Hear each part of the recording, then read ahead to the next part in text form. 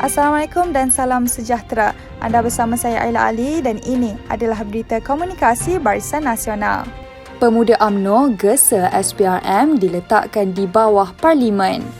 Pemuda UMNO menuntut agenda pembaharuan institusi disegerakan dengan meletakkan Suruhanjaya Pencegahan Rasuah Malaysia SPRM di bawah seliaan Parlimen.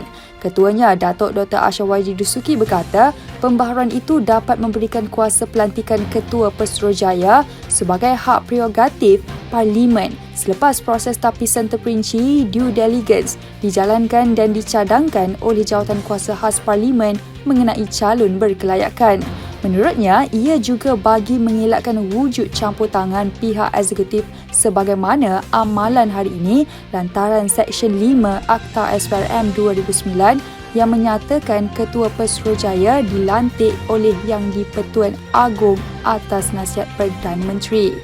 Katanya lagi, pembaharuan ini juga bermakna perkhidmatan KP SPRM tidak sesekali mampu dipengaruhi unsur politik sebagaimana pernah berlaku dalam pemerintahan Pakatan Harapan dahulu apabila bekas ahli pimpinan tertinggi Parti Keadilan Rakyat Latifah Koya juga pernah dilantik KP SPRM hanya selepas Perdana Menteri ke-8 daripada PH mengambil alih kerajaan.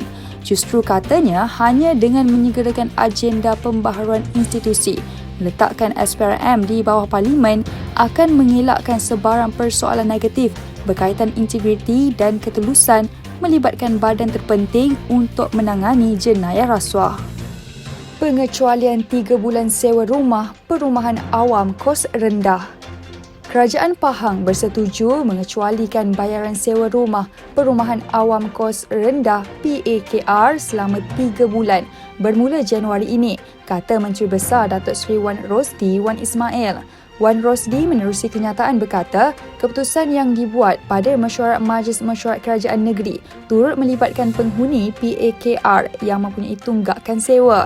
Pengecualian sewa itu menurut beliau adalah bagi meringankan beban yang ditanggung mangsa banjir termasuk penghuni PAKR yang terdiri daripada golongan B40.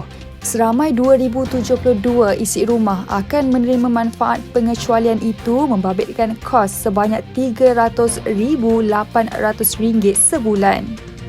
Pemuda UMNO Johor sambut baik pindaan had umur ADUN. Kelulusan enakmen Undang-Undang Tubuh Kerajaan 1985 pindaan 2021 bagi menurunkan had umur warga negara yang layak menjadi Ahli Dewan Undangan Negeri ADUN daripada 21 tahun kepada 18 tahun merupakan usaha yang baik. Ianya dapat melengkapkan usaha kerajaan di samping menyambut hasrat orang muda untuk mengambil bahagian dalam proses demokrasi negara dengan lebih inklusif dan progresif. Exco Pergerakan Pemuda UMNO Hafiz Arifin berkata, dengan pelaksanaan undi 18 di Johor sebanyak 706,082 orang muda dengan penambahan hampir 40% pengundi baharu layak mengundi menjelang pilihan raya umum kelak. Katanya, dari jumlah keseluruhan pengundi, penambahan itu akan memberi kesan signifikan kepada pola pengundian.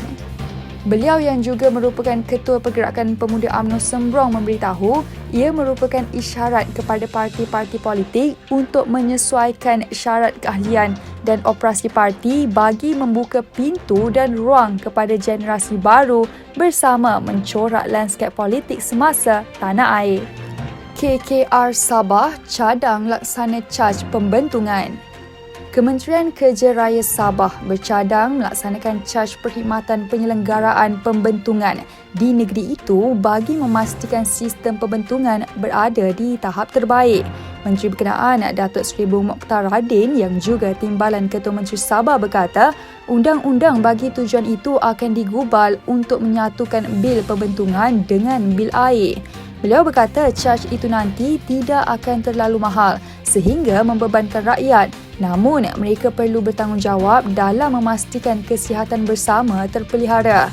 Bung Mokhtar berkata ia sama ada dalam bentuk memberikan kesedaran mengenai kesihatan dan kebersihan kepada masyarakat atau menggalakkan rumah menggunakan tandas dengan sistem pepaipan yang boleh menyalurkan kumbahan ke sistem pembentungan.